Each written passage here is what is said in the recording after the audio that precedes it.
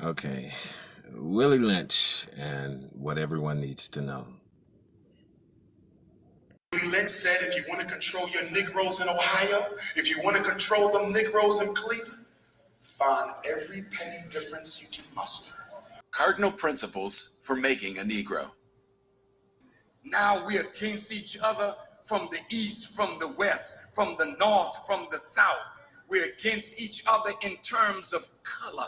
We're against each other in terms of those who are educated and those who are not. We're against each other from those that have money and those that are not. And then those of us who get some status as a councilman, a senator, a mayor, we're just senators and mayors of the plantation. We are in the big house. We're the house niggas and the ones in the field that don't have no job. They the field niggas. And use it against each other. He said, put the light skin in Cleveland against the dark. Put the college educated against the ones who dropped out. Put the Zetas against the Sigma Gamma Rhos and the Deltas against the AKAs and the Kappas against the Qs and the Sigmas against the Alphas and the Iotas against the Grooves. Put the Christians against the Muslims and the Garveyites against the Socialists and the Wahhabis against the Moors and the Nation of Islam against the Hebrews. And if you do this, they'll never come together. And so we have to break this. Say, break it. Amen. Well, a thought did come to mind. You know, military sends you through boot camp. I'm thinking possibly blacks and America in general needs a boot camp on the Willie Lynch doctrine, divisive tactics. They have said that the Willie Lynch letter, now you understand, so everybody should have heard about the Willie Lynch letter. If you haven't, you really been sleeping life, because you should have heard something about that letter. Even Farrakhan read the letter during the Million Man March, so you should have heard something about this letter. You understand that the psychological effect of the Willie Lynch letter is what we're living today. In other words, we're living the letter today. So if you say the letter didn't exist, why are we living it? Why are we walking into it? If it doesn't exist, why are we going point by point? What y'all wrote, we actually doing it. The mindset exists. In my bag here, I have a foolproof method for controlling your black slaves. I guarantee every one of you that if you installed it correctly, it will control the slaves for at least 300 years. My method is simple. I have outlined a number of differences among the slaves, and I take them differences and make them bigger. I use fear, distrust, and envy for control purposes. Take this simple little list of differences and think about it. On top of my list is age, but it's there only because it starts with an A. The second is color or shade. There's intelligence, size, sex. Okay, I'm trying to figure out what is the best way to approach this topic here. Chapter 4, the breaking process of the African woman. God is the head of man, man the head of woman, woman the head of the child. That's the natural order. Willie Lynch said, let's reverse it. Turn the woman away from depending on the man and make her depend on us. She must find no black man to trust only us. You gotta study that woman. And if you can get her like a horse when you're breaking it to eat out of your hand, then she'll make her children and break them for us. When God created her to depend on a man, and she's saying, I don't need a man for nothing. What we do with horses is that we break them from one form of life to another. That is, we reduce them from their natural state in nature.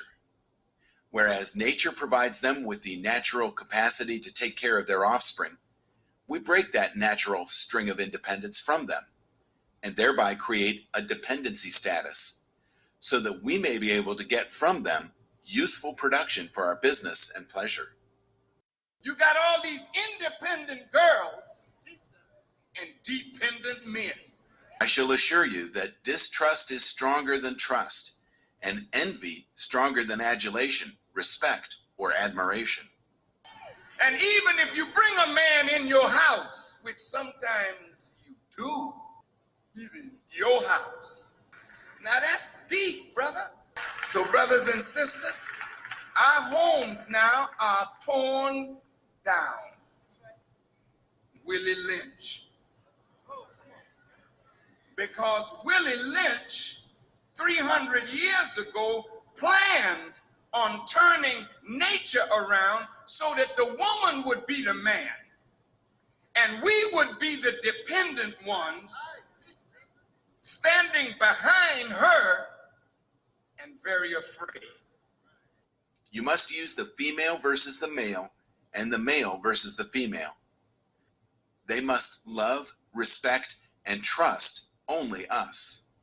Let's Make a Slave is a study of the scientific process of man-breaking and slave-making.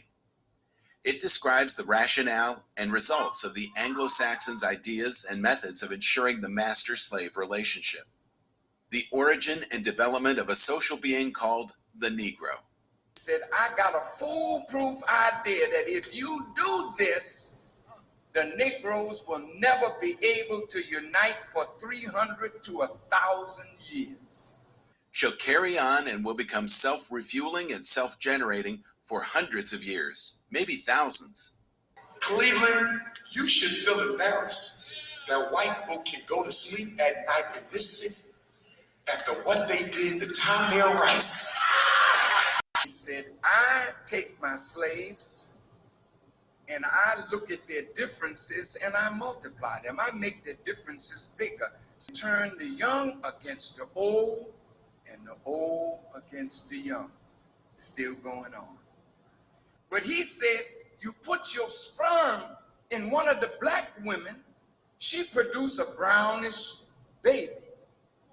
You gotta reverse the natural tendency of the black woman to depend on the black man. How can white America sleep so peacefully with 40 million disgruntled blacks amongst them? How can they sleep without an iota of worry of what you might do? I'll tell you how they can sleep.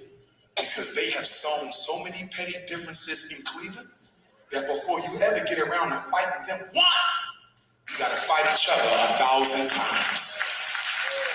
Brothers and sisters, it's time to put the differences to the side. Hi, everybody. Welcome to Speak Up. In a moment, you're going to hear from kids who stood up to stop bullying wherever it exists. By the end of this program, we hope everyone realizes that bullying is not a rite of passage or a harmless part of growing up. It's wrong. It's destructive. And we can all prevent it. I care about this issue deeply, not just as the president, but as a dad. That's why a year ago we held the first ever White House Summit on bullying. And since then, we've partnered with schools and parents to raise awareness. But we've all got more to do. Everyone has to take action against bullying. Everyone has an obligation to make our schools and our communities safe for all our kids. And if we work together, I know we can. And I'm pissed off. So let me tell you why I'm mad. First and foremost, I'm mad because I have so many men in my life that are amazing, beautiful, great men that are beautiful, amazing, great fathers. And they are not allowed to father their children because these bitches won't let them. Are they women? Absolutely not. They don't deserve the right to be called women. Are they girls? I don't know, because they're acting like it. But these bitches are out here prohibiting these fathers from being fathers. And this is what I believe. I read an article recently about how women have these daddy complexes. They have these daddy complexes because their father wasn't in their life. And so when their child has a relationship with the father, they're jealous because I want that. Like, you're supposed to love me like you love our child. You're supposed to love me like that. what happened to me? Why don't you love me? Or why doesn't my child love me as much as he or she loves you? Jealousy. How you gonna be jealous of your own child because your child has love? Shouldn't you be ecstatic? Shouldn't you be excited that your child has a father that's unlike the dad that you had? Shouldn't you want your child to be with their father? Shouldn't you want your child to have a relationship with their dad? You should want to, but these bitches out here, they don't get the dignified word of women. These bitches out here are prohibiting the fathers from being fathers for no reason at all except for pure jealousy that they don't get the love that the child is getting from this man. Get over it. To all of my men, to all of my fathers, to all of my brothers that are listening to this, that are wondering, like, but what can I do? This is a woman's world. I live in Massachusetts, and in Massachusetts, a man has to damn near prove his baby mama to be a crackhead before he can get custody of the child.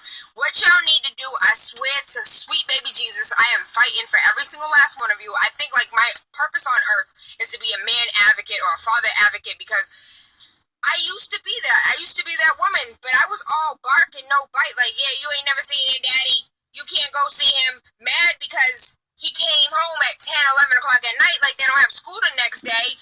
And then the next day they're with their daddy. I can't do it to my kids. I can't watch my kids sit there and cry out for their father and for me to say, no, you'll never see him again.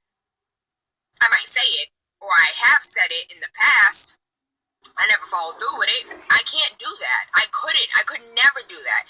No matter how much I wanted to, no matter how angry I was about the fact that he would bring them home late, that he wouldn't take the call when I'm trying to find out where they are. When your child is spending time with their father, it took me a long time for me to understand this, but when your child is spending time with their father, let them spend time with their father, because he ain't calling, blowing up your phone, trying to figure out what man, what nigga, what dude you got around his kids, but you trying to figure out what women around your kid. You need to figure out who is in your life that don't need to be around your child instead of worried about the daddy. And here comes an amazing dad now, taking care of his daughter. One of the things I want to say to these men is keep a journal. Anytime that anything happens, good happens, bad happens, the baby mama drunk, the baby mama did this, baby mama did that, your daughter, your son don't want to go home, your son, your daughter said XYZ is going on at the house, you pick up your child, the hair's not done. If Halle Berry can sit here and have the court order her baby father not to do anything to that child's hair, best believe that your journal will keep track of everything and anything that's going on in your life, so you can sit there and present the proof of this deadbeat, neglectful, ASS, BITCH. Children in the car, gotta respect the babies.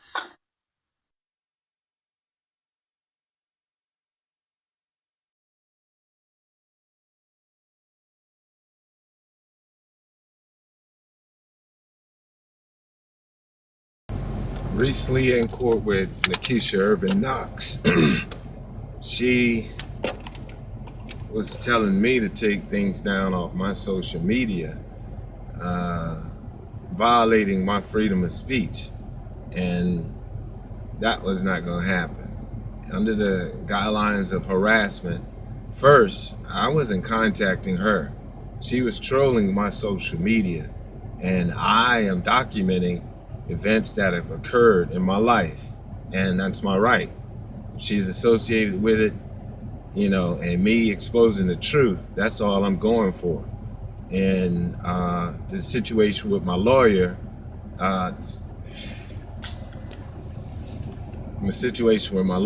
she rudely interrupted me when I was trying to make a statement, not understanding that I am my lawyer's employer. He is representing me, whereas I am the supervisor. And if I want to say something in court, I override any objections that he has. And that was not afforded to me, and like I said, as far as levying an 18-month restraining order, whereas the mother was saying that I was harassing her, you never reviewed any of the records. You never asked was he contacted and told not to contact you. That never occurred. And I was not harassing her. Whenever I went to her job, I asked for her to come to counseling with me in an effort to mediate the situation and resolve it like adults. Conflict resolution, which you are not propagating, definitely, in your actions to make me go under supervised visitation and have a psychological evaluation when there's no situation that would call for that, to where my kids would be subjected to a supervised visitation at Harmony House with me. That was the same situation with Judge Jupiter. She put that I was supposed to go to supervised visitation after she determined there was no threat of domestic violence present. There was no violence that ever occurred on my behalf, with the defendant, with the mother stating that she went before a judge and admitted to filing a false report. That never came into play. This is an admitted liar, and she just, like I said, lying after lie after lie after lie. And everything I explained to you was videotaped. Whenever I called and talked to my son, after I found out that she had blocked my number from calling him and contacting him, I called him on a friend's phone, and I'm like, what's going on? And he is 18. He has the right to talk to me whenever. And as a mother, she is not helping my son to have a relationship with me. She's basically obstructing it in all forms and fashion by not understanding that that is his right. And as far as my daughter, meeting her at school, why would a parent obstruct a child having a relationship with their father? This was never addressed and unacceptable. Like I said, it's just deplorable. The manners in New Orleans with educated people, that's just crazy, and something needs to be done. And I will publicize the truth. I will get it out eventually, because, as far as my kids, hey, I'm going to fight for them. I'm going to be very persistent, no matter what. You cannot withhold me legally from my children without proper unfit ruling, and this is what you're doing. You're denying me access, or you're controlling the access that I have to my children unlawfully, when you yourself are not abiding by the Judicial Code of Conduct, which I started stating and I read in open court, to which you were not upholding your oath. And that's just ridiculous for both of you women, and not even protecting a younger female in your society with having a CPS case against this man that now is allowed to be in the presence of another man's child, yet denying the father his access or his rights. That's just crazy. That's just crazy, man.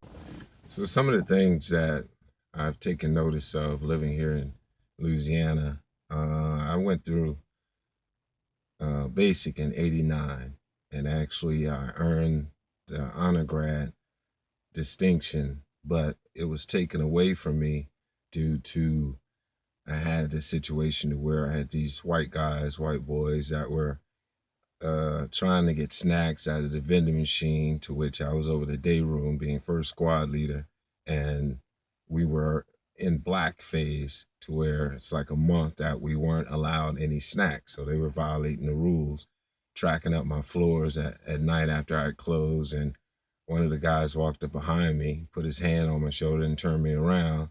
So in defense, knowing that the law says that if a person that places their hand on you, that's battery. So I punched him in the sternum, ended up getting an Article 15. They changed my drill sergeant. I was under the senior drill sergeant, but they changed me to a different drill sergeant, took away my squad leader position, and took away my honor grad title, which I had rightfully earned.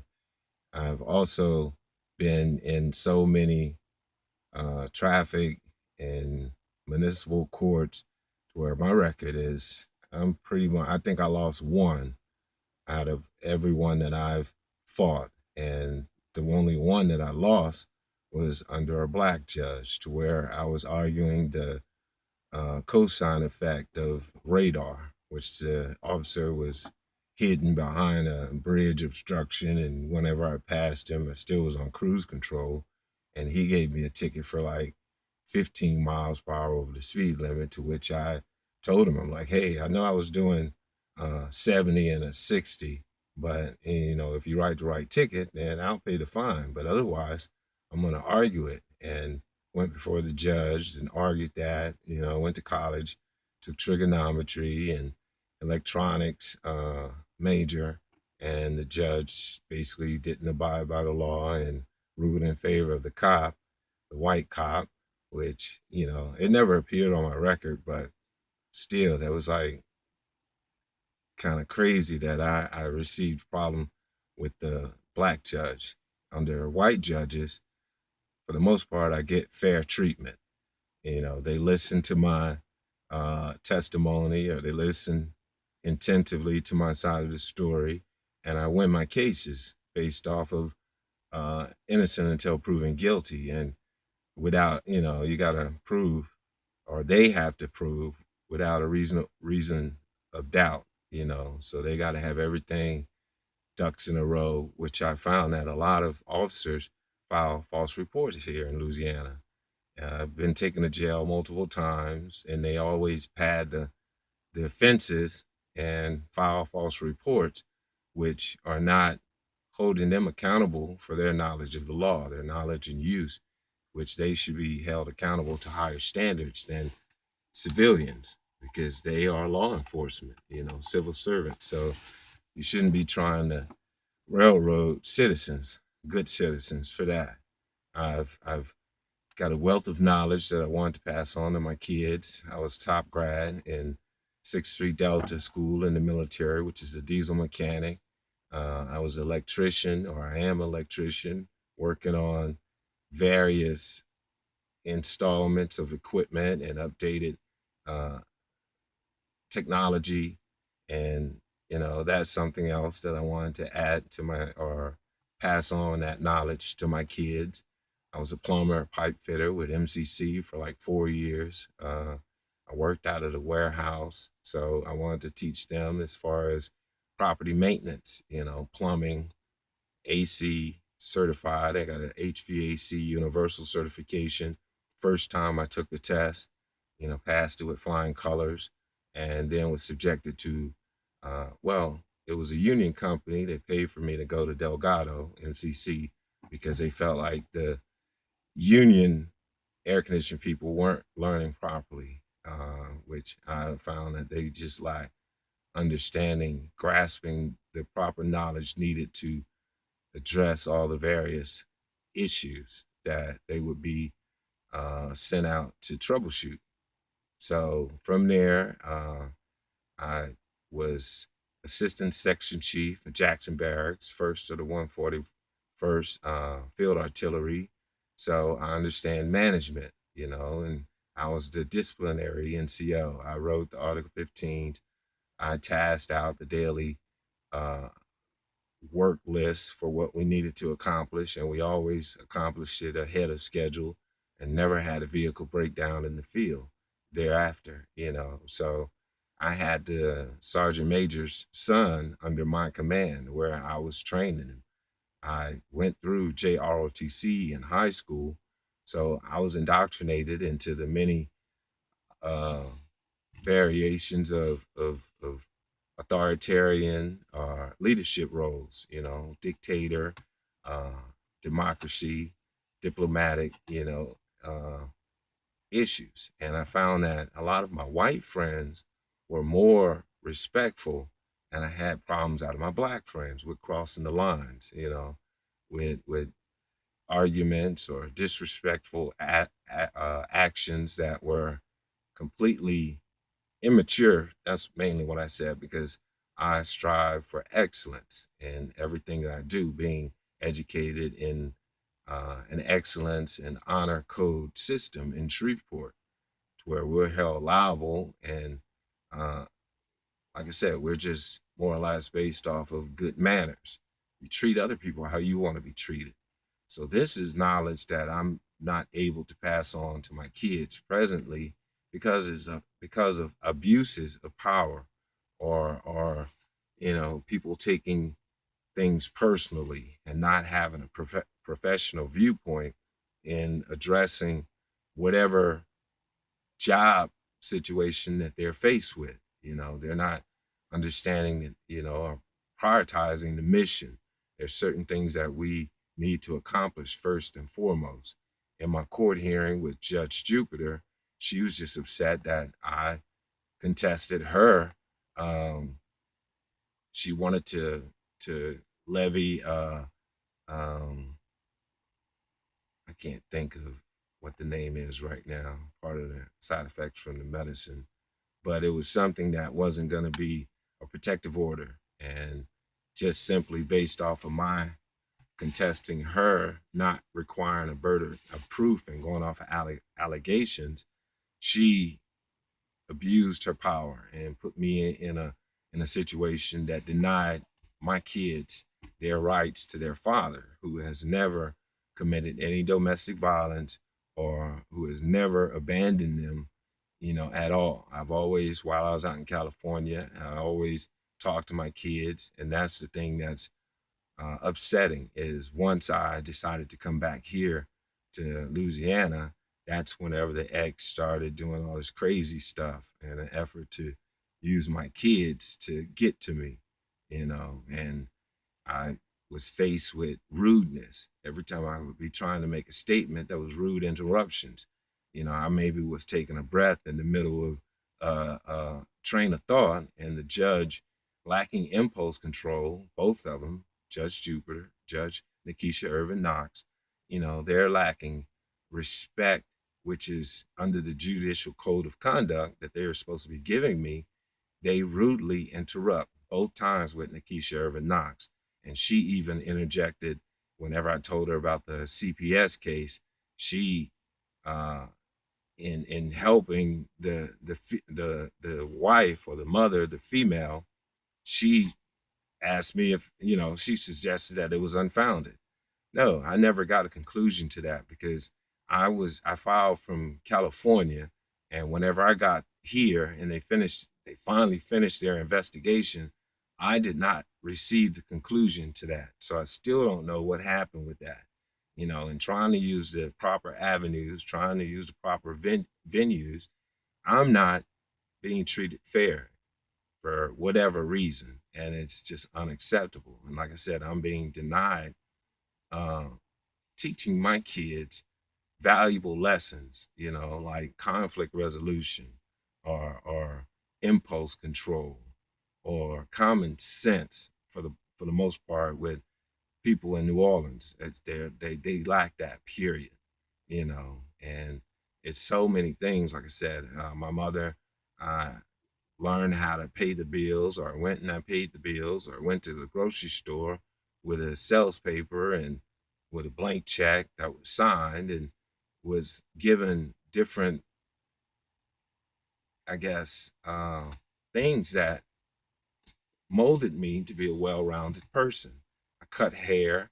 I've been cutting my hair since the ninth or 10th grade, when my sister bought me hair cutting clippers and other items to groom myself, and then, like I said, as far as being a JROTC, a pride in oneself and one's appearance, and being able to, I guess, clean up very well. I've always been well spoken. I was a program director of a college radio station, and everyone has always told me about my voice, and I always tried to enhance my strength in order to better myself speaking skills, on the air. I used to always get nervous for some reason. So I just have so much that, like I said, it's my brother. My brother, we we came from the Cooper Road, predominantly black area in Shreveport, went to schools that earn the Excellence in Education Award. My brother attended the Louisiana School, which is a select few, the top students in Louisiana, further going on to get a bachelor's in Cal Berkeley and studying abroad. He has like multiple languages that he speaks. Uh, Russian, he speaks French and German fluently. I think there's a couple of other languages also that he speaks fluent. And like I said, that knowledge of getting finance to getting money to finance one's education or either studying abroad. I think exposure to other cities is very valuable. And that's one of the lost things with New Orleans is everybody is so closed-minded and narrow-minded because they only have New Orleans to base everything off of. So that is something that I wanted to add to my kids to understand, to kind of be self-efficient, and self-motivated for oneself that is not being afforded to me as a father. I wanted to break the cycle, like I said, so many times, even in the courts. And I've not ever had these black judges, you know, protect or abide by their judicial code of conduct, with rudeness, with not being able to have them mediate in fairness for both parties, never putting the best interest of my children first. That's the whole thing. Like I said, is you gotta protect the children, man. And these courts presently, they're contributing to the new Jim Crow law, and it's just unacceptable. It's really failing them first and foremost. And we got to do better.